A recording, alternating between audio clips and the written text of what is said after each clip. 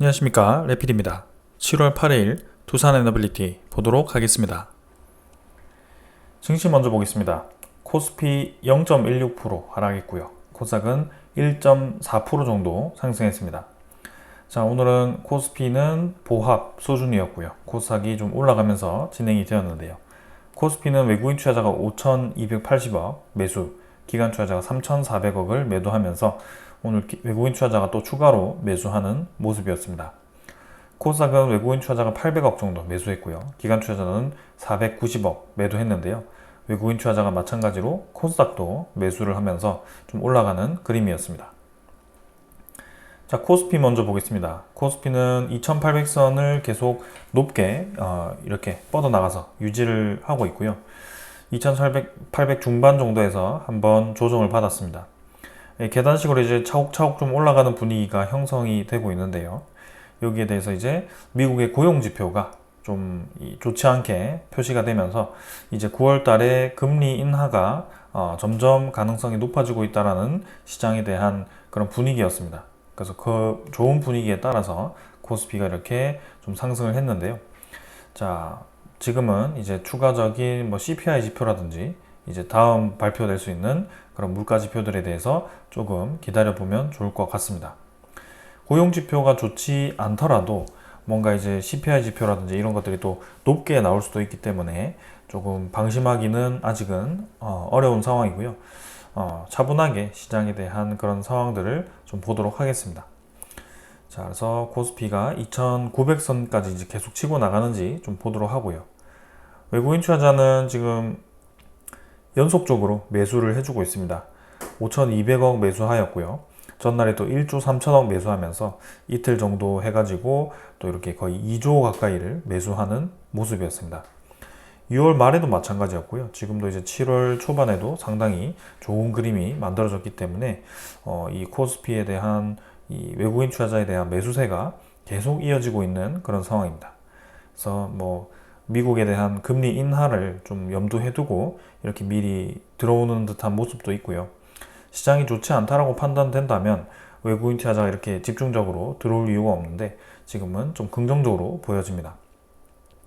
자, 기관 투자자는 뭐 금융 투자 위주로 계속 유입이 되고 있고요. 오늘 이제 매도가 3,400억이었는데 금융 투자 위주로 또 매도였기 때문에 사실 뭐 크게 최근에는 기관 투자자에 대한 수급을 우리가 면밀하게 볼 필요는 없는 것 같습니다. 그래서 참고용으로만 좀 보고 넘어가도록 하겠습니다. 자, 코스닥은 860포인트까지 반등을 했습니다. 자, 다행히 이제 바닥 라인 찍고 다시 올라가는 그림이 만들어졌고요. 여기서 이제 고점을 다시 회복을 하는지 좀 보도록 하겠습니다. 근데 확실히 힘을 좀 받아서 최근에는 코스닥이 좀 지지부진했던 그런 흐름을 한 3일 만에 이렇게 깨는 모습이었고요. 금리 인하가 점점 이제 다가올수록 이 금리 인하가 결국에는 시장에 대한 유동성을 풀어주기 때문에 이러한 성장주들이 모여있는 종목에는 상당히 좋을 수 있을 것 같습니다. 외국인 투자자도 그래서인지 지금 한 4일 정도 계속 유입이 되고 있고요. 한 3천억 가까이 매수를 하였습니다. 기관 투자자는 여전히 뭐 금융 투자 위주로 매도가 이어지고 있고요.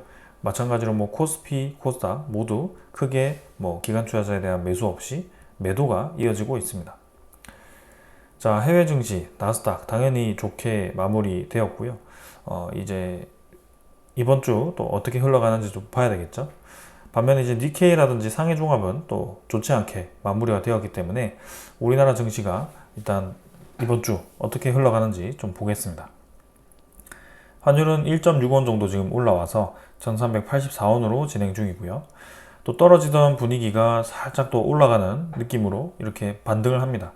61선을 지금 깨지 않고 계속 가고 있기 때문에 좀 굉장히 부담스러운 상황이기도 하고요. 이제는 5일선, 21선, 61선이 모두 모여있는 지점에서 어느 방향으로 가는지가 중요해 보입니다. 그래서 여기서 더 이상 올라가기보다는 내려가는 쪽이 당연히 우리나라 증시에는 유리한 방향이고요. 환율이 이제 올라간다라는 것 자체가 이제는 금리 인상 외에는 이제는 인상은 가능성이 거의 없죠. 그래서 경기 침체가 예상이 된다면 이 침체에 대한 우려로 이제 안전자산으로 이렇게 달러 강세가 이어질 수도 있습니다. 근데 그 달러 강세라는 것은 침체에 대해서만 일시적인 이벤트이기 때문에 경기를 살리기 위해서 금리가 인하된다면 다시 환율은 떨어질 겁니다. 그래서 일정 부분 이제 지금 1,400원대를 우리나라 이 은행에서도 지금 방어를 하려고 하는 모습이기 때문에 쉽게 저 1,400원이 다시 뚫리지는 않을 것 같고요. 좀 천천히 보도록 하겠습니다. 자, 그래서 환율은 지금 1384원으로 진행 중이고요. 그 다음은 이제 지수 선물 좀 보도록 하겠습니다. 선물 지표는 지금 미국 증시 크게 변화 없고요. 유럽 증시도 지금 뭐 거의 부합 수준입니다. 그래서 양쪽 다 부합으로 진행 중이고요. 크게 변화 없기 때문에 넘어가도록 하겠습니다. 국제유가도 82달러 수준으로 진행 중이고 천연가스는 2.3달러, 그래서 뭐 크게 변화 없습니다. 그래서 국제유가와 천연가스 계속 비슷한 가격대 유지하고 있기 때문에 마찬가지 넘어가 있습니다. 4.3%로 이제 10년물 국채금리가 형성이 되고 있고요. 4.2%대로 잠깐 떨어졌다가 다시 좀 반등을 했습니다. 그래서 이 정도 수준에서 크게 변화 없이 진행 중이고요. 국채 가격이 떨어지면 국채 금리가 올라가고 지금 국채가 반등하면 금리가 내려가고 있는데 일단 전반적으로는 다시 내려가는 방향으로 가는 게 아닌가라는 생각입니다. 그래서 잠깐 뭐 경기 침체에 대한 우려로 국채 가격이 반등을 한다면 거기에 대해서 이제 또 국채 금리가 떨어질 수 있고요. 그리고 이제 뭐 미국이 이제 국채 발행을 또 많이 하면 국채 가격이 떨어져서 금리가 올라갈 수도 있고요. 그러니까 그런 것들이 좀 반대되는 상황이기 때문에 정확하게는 알 수는 없지만 사실 전반적인 흐름을 보았을 때는 이제는 미국도 지금 민주당보다는 공화당이 조금 더 유리해 보이죠. 지금 현재 이 상황이 마지막까지 뭐 어떻게 될지 모르겠지만 만약에 공화당이 된다면 이제 미국의 채권 발행이 줄어들 겁니다. 그러면 국채 금리는 자연스럽게 떨어지게 될 거고요. 이 국채 금리가 떨어지면 우리나라 증시에도 외국인 투자자가 계속 유입이 될 겁니다. 그걸 이제 염두에 두고 미리 지금 유입이 되는 걸 수도 있고요.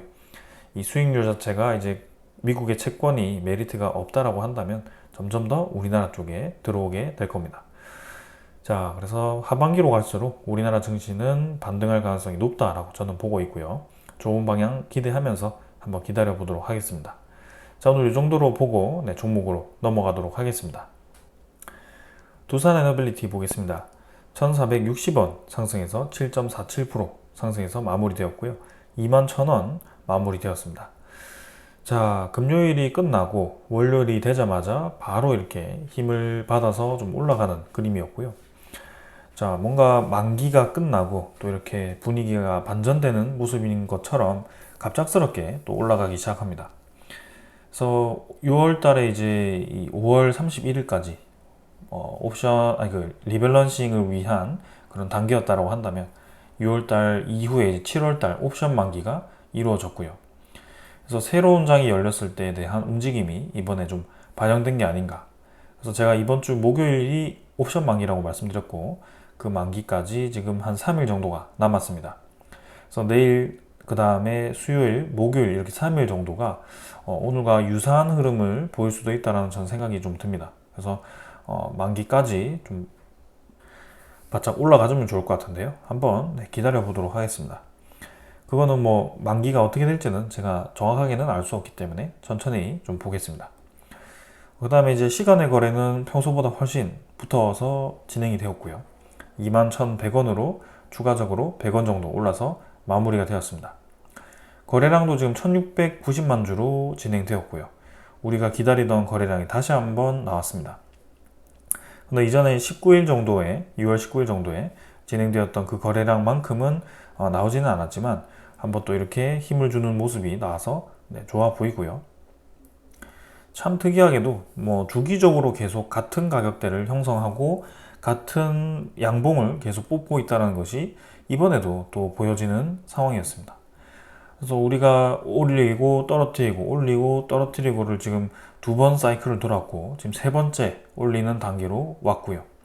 오늘은 윗꼬리가 좀 더 달리면서 이전에 힘이 붙었던 것보다 거래량은 좀 약했지만 위로 올라가는 속도는 좀 더 빨랐다. 그래서 여기서 이제 어떻게 될지 좀 봐야 될 것 같은데요. 사실 뭐 이대로 패턴대로 흘러간다고 한다면 또 여기서 양봉이 이제 꺾이면서 아래로 내려가는 그게 세 번째 단계가 들어갈 수도 있다. 이렇게 분석을 할 수도 있죠. 근데 사실상 이거는 그냥 패턴 분석이고요. 우리가 뭐 주가를 가지고 뭐 모든 걸 판단할 수 없기 때문에 요것은 이제 쌍바닥 형태로 보고 주가로 올라갈 수도 있다. 뭐 사실은 이런 것들이 코에 걸면 코걸이, 귀에 걸면 귀걸이인 그런 분석입니다. 그래서 이러한 것은 그냥 참고로 오늘 뭐 거래량 터져서 위로 힘 한번 주었다. 좋은 방향으로 진행되는구나. 이렇게 생각하시면 될 것 같고요. 그게 지금 주기적으로 나오기 때문에 이 이후의 흐름이 좀 더 중요해 보인다. 그리고 조만간 이제 일주일 정도 뒤에 과연 이제 체코 원전 소식이 현실화가 될지 아니면 좀 더 밀려서 뭐 7월 말이라든지 8월로 밀리는지 그런 것들을 좀 체크를 해보겠습니다. 아무튼 지금 상황은 좀 괜찮아 보이고요. 네, 조금 더 다른 이 상황들도 같이 종합적으로 보도록 하겠습니다. 자, 거래량도 확인했고 투자 수급을 보겠습니다. 수급은 외국인 투자자가 220만 주를 매수하면서 그동안 야금야금 좀 뱉어내던 그런 모습이 한 번에 또 이렇게 채워지는 모습이었습니다. 그래서 뭔가 이 딱 어느 날을 기점으로 해서 갑작스럽게 바뀌는 것이 참 이제 의심스럽죠. 네, 그래서 외국인 투자자가 이렇게 주기적으로 쭉쭉 들어와 주면서 주가를 계속 흔들어 버리는 모습이 나오고 있습니다. 기관 투자자도 마찬가지입니다. 네, 오늘은 뭐 저번처럼 많이 들어오지는 않았지만 56만 주 또 매수하면서 금융투자보험은 뭐 크게 변화 없었습니다. 그 전에 금융투자는 오히려 들어왔었고요. 연기금 투자자가 오늘 49만 주 매수하면서 또 차근차근 이렇게 뱉어냈던 부분을 다 한 번에 메워주는 모습이었습니다. 투신과 사모펀드는 오늘까지 뭐 크게 움직임 없었고요. 네, 여기서 추가적으로 어떤 방향으로 움직이는지 또 한번 체크를 해보겠습니다. 그래서 오늘은 거의 뭐 외국인 투자자 위주로의 매수가 이어졌다라고 좀 봐도 될 것 같고요. 그 나머지 관련 종목들도 좀 더 힘을 많이 받으면서 진행이 되었습니다. 두산 에너빌리티가 오늘 관련 테마 중에서는 힘을 많이 받은 종목 중에 하나고요. 네, 상당히 힘이 좋게 올라갔습니다. 자, 그래서 내일 그리고 이번 주 시장을 어떻게 진행하는지 좀 차분하게 보도록 하겠습니다. 자, 그 다음은 이제 공매도 잔고 한번 살펴보도록 하겠습니다. 잔고는 뭐 크게 우리가 주목할 만한 사항은 없는데요.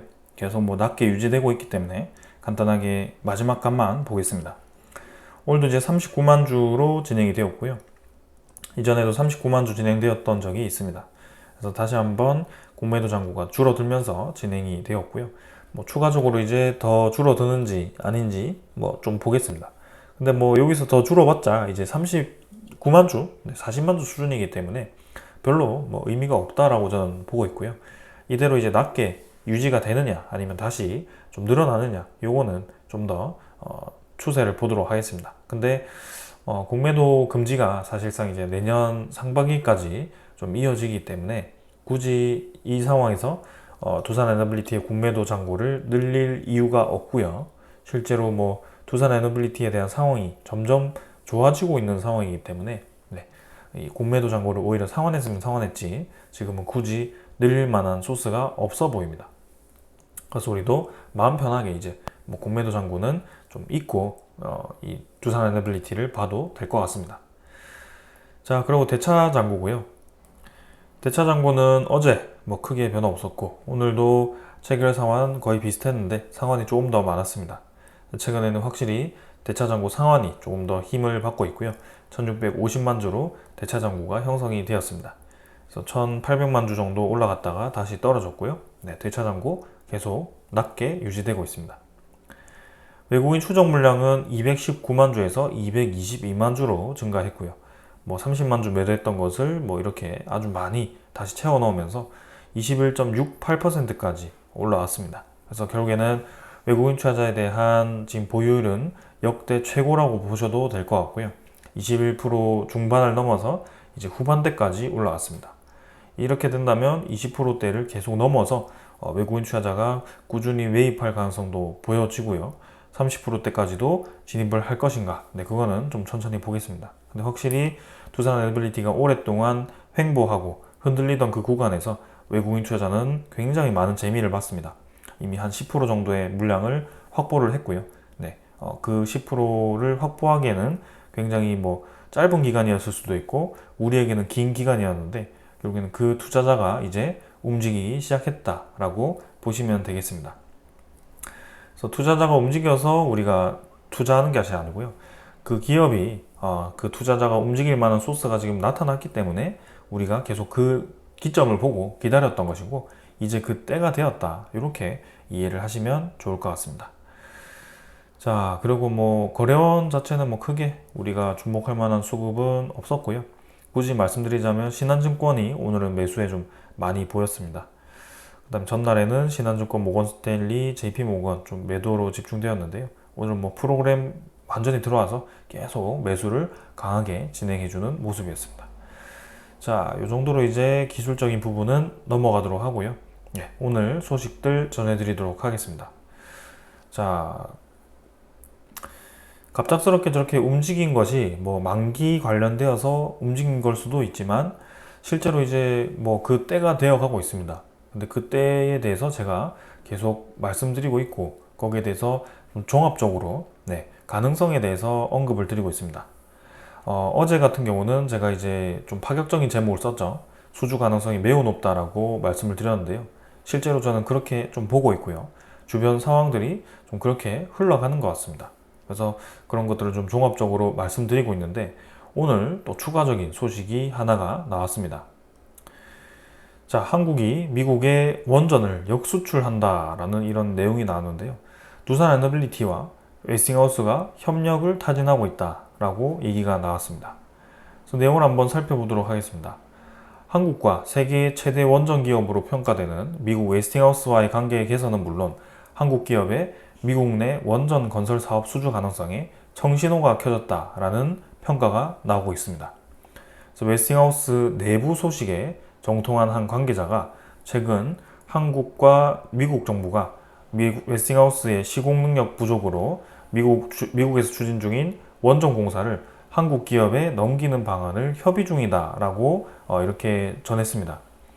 그래서 이제 이 미국에 추진 중인 원전 공사가 어떤 것인가 하고 보니 웨스팅하우스가 미국 조지아주의 보글 원전 3, 4호기와 사우스캐롤라이나주의 썸머 원전 2, 3호기를 건설 중인데 보글 원전은 올해 준공이 되었죠. 3, 4호기 거의 뭐 엄청나게 비용도 많이 들고 기간도 밀려서 겨우겨우 이제 완공했는데 이 썸머 원전이 아직 진행되지 않다가 중단이 되었다라고 합니다. 근데 이거를 이제 다시 지으려고 하니까 웨스팅하우스 능력이 이제 부족하죠. 그래서 우리나라 기업의 이 역량을 믿고 우리나라로 주려고 한다라는 내용이 있는데요. 그 중에 웨스팅하우스가 해당 원전용으로 만들고 있던 원자로와 터빈 등 주기기를 남겨놨다가 수출할 때 쓰려고 하는데 이 기기들은 한국 기업인 두산에너빌리티에서 제작해서 보관하고 있는 것으로 알고 있다라고 얘기가 나왔습니다.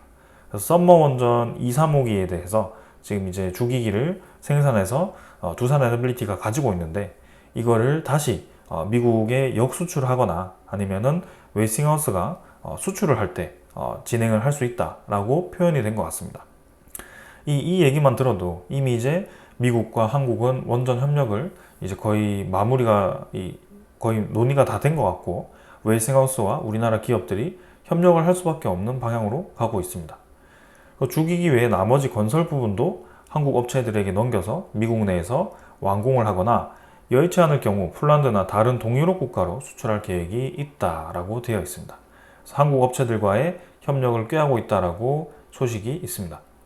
그래서 사실 이제 오래전에 2022년 6월이었나요? 그때 웨스팅하우스 사장단이 이미 우리나라를 방문해서 한수원과 한전을 각각 방문해가지고 약간 이제 협의하는 식으로 했지만 어느 정도는 이제 주도권을 가지기 위해서 왔었죠. 근데 결국에는 합의가 잘 되지 않고 그 주도권을 가져오기 위해서 웨스팅하우스가 소송을 걸었습니다. 근데 그 소송이 결국에는 한국과 미국과의 정부 관계에서 완전히 이제 깨질 수 없는 상황이기 때문에 소송이 기각됐고요.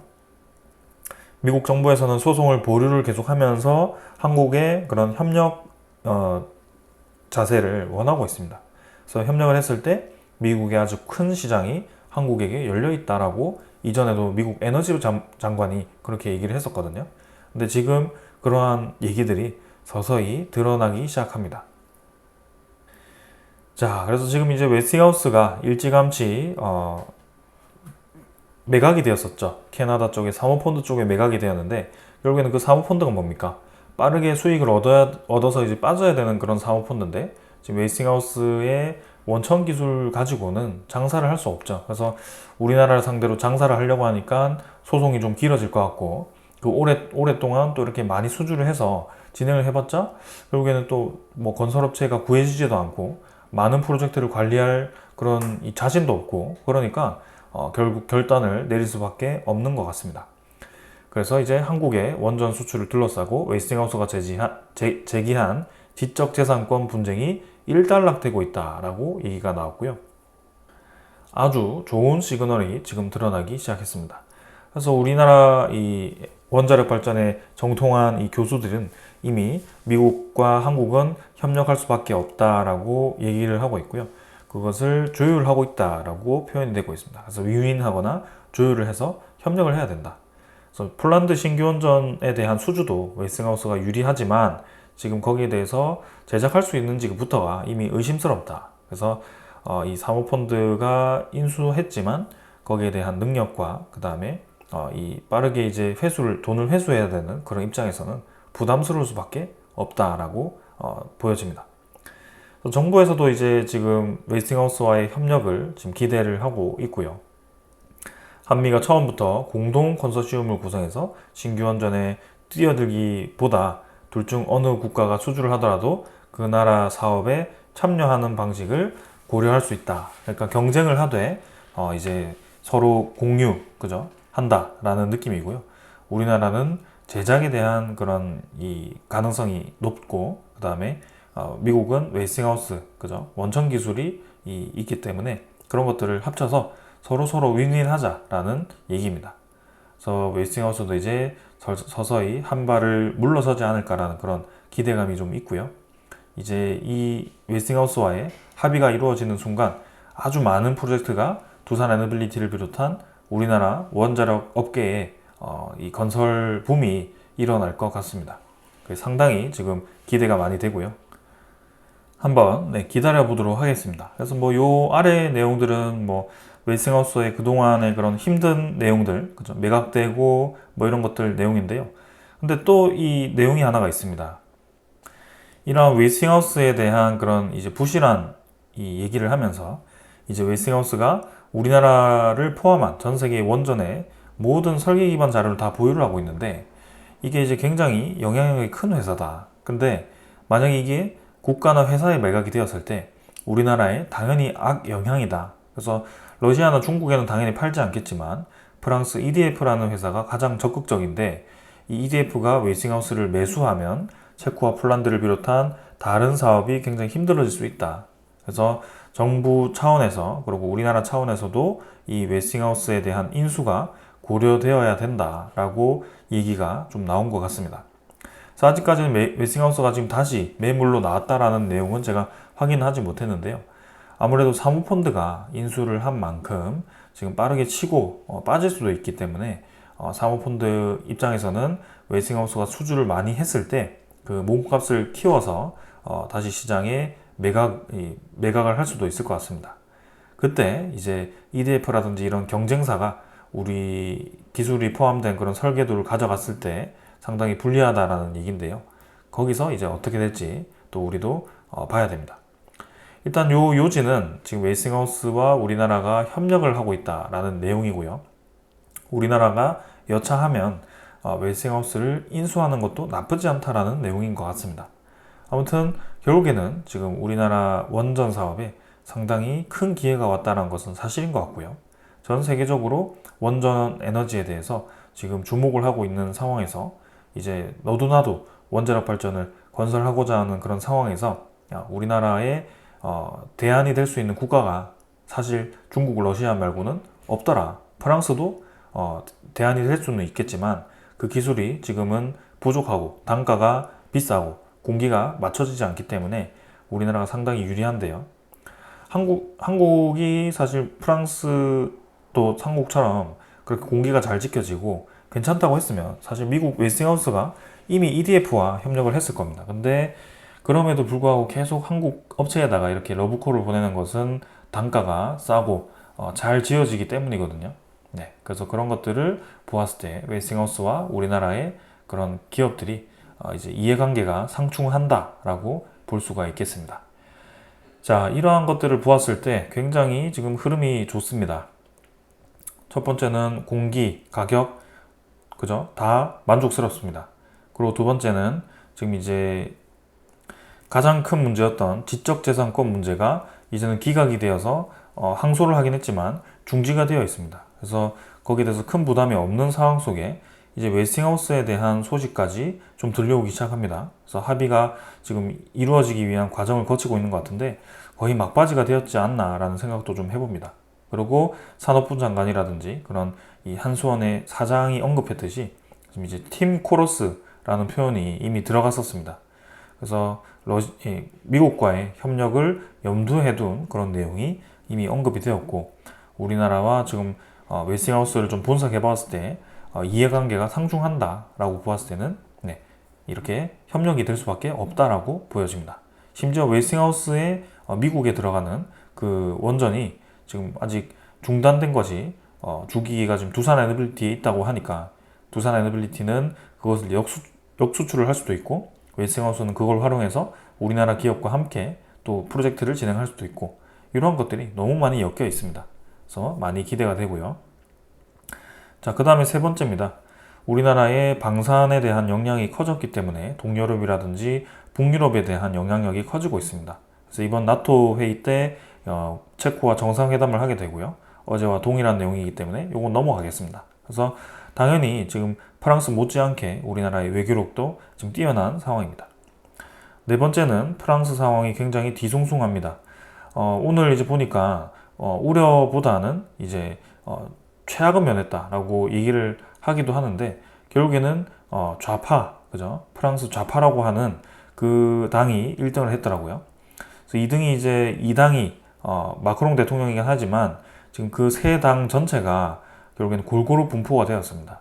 3분의 1씩 가져간 상황인데 여기서 이제 마크롱에 대한 국정 운영이 굉장히 어려워진다.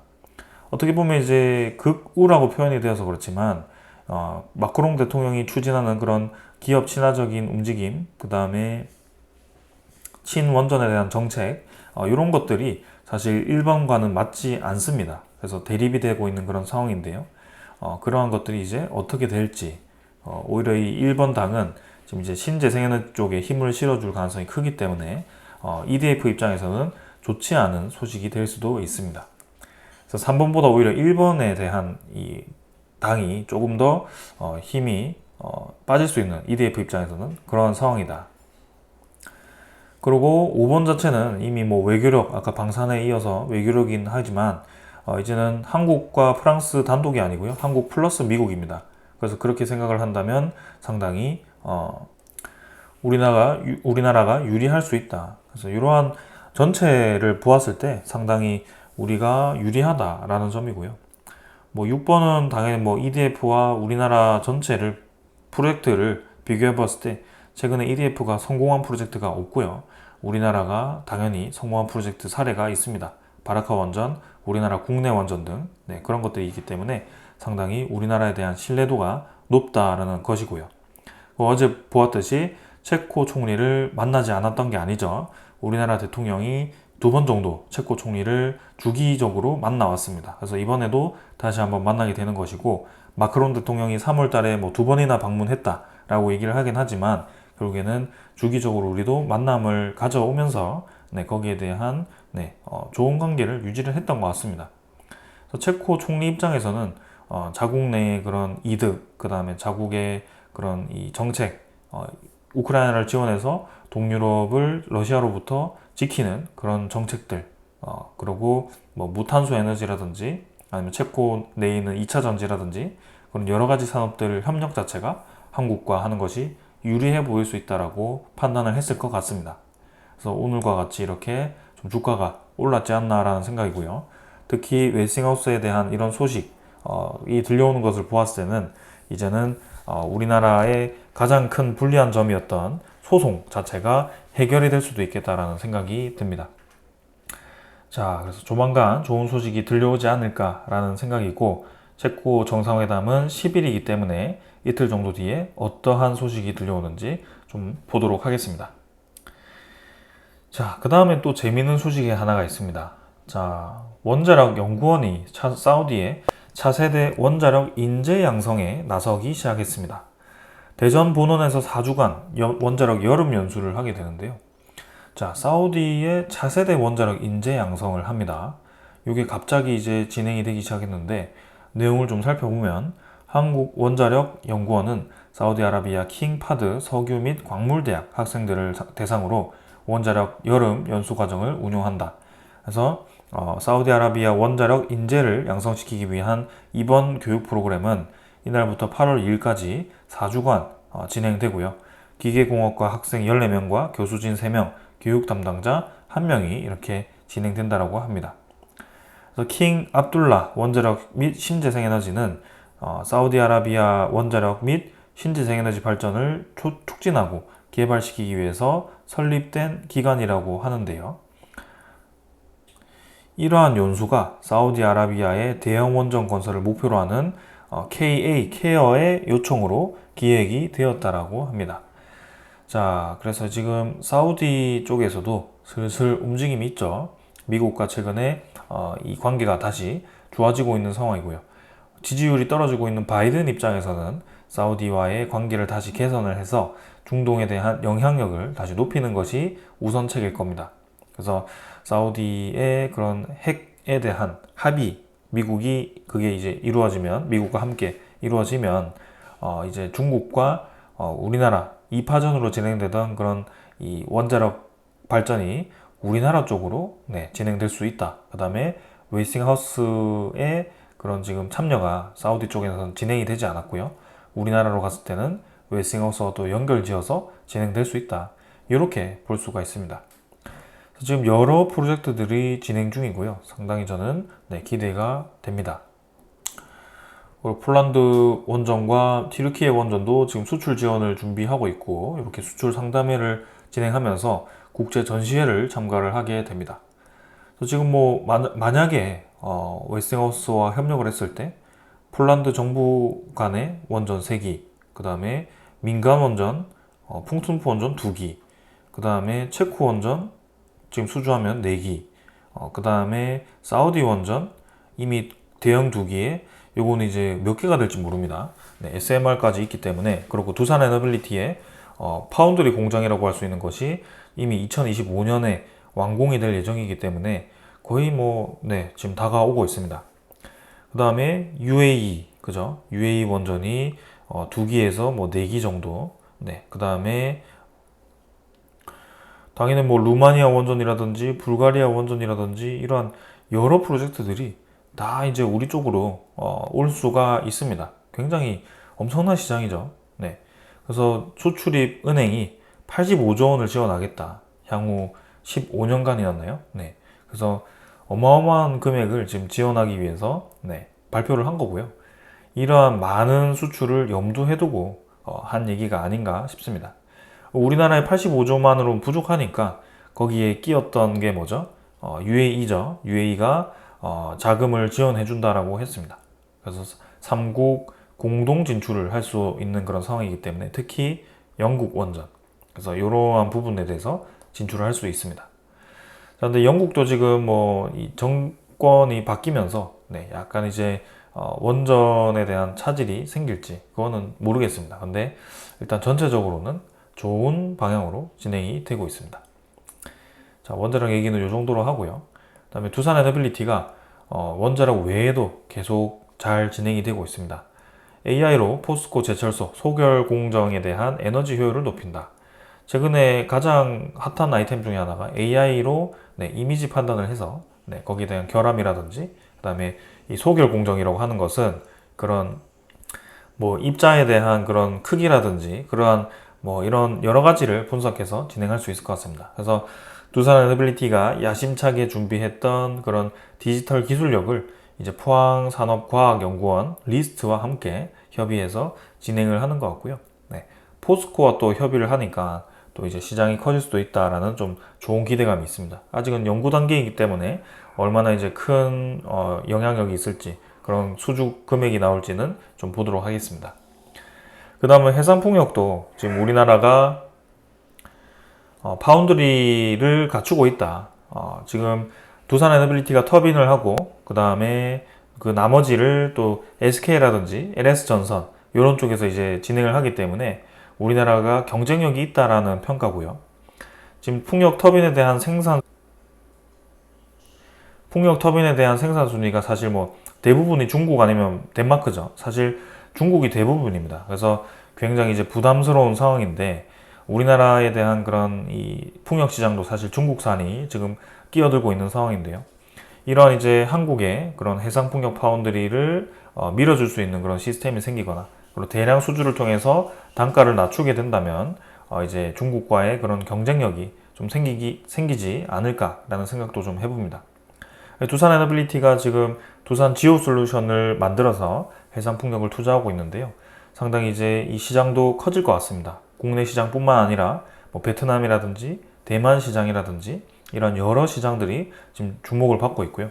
두산 에너빌리티의 풍력 터빈 8MW에서 이제 10MW까지 개발 진행 중인데 더 이제 대형화된다면 이제 경쟁력이 있을 것 같습니다.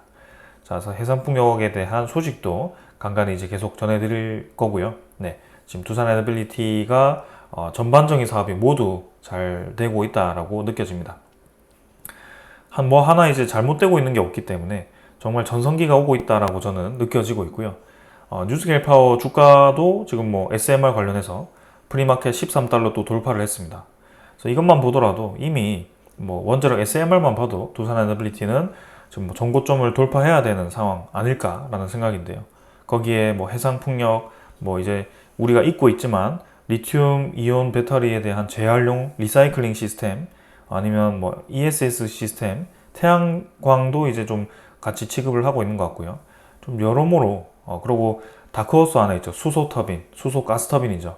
LNG 가스 터빈에서 이제 수소 가스 터빈까지 이러한 것들을 다 생각을 한다면 가치가 정말 무궁무진한 기업이다라고 생각이 듭니다.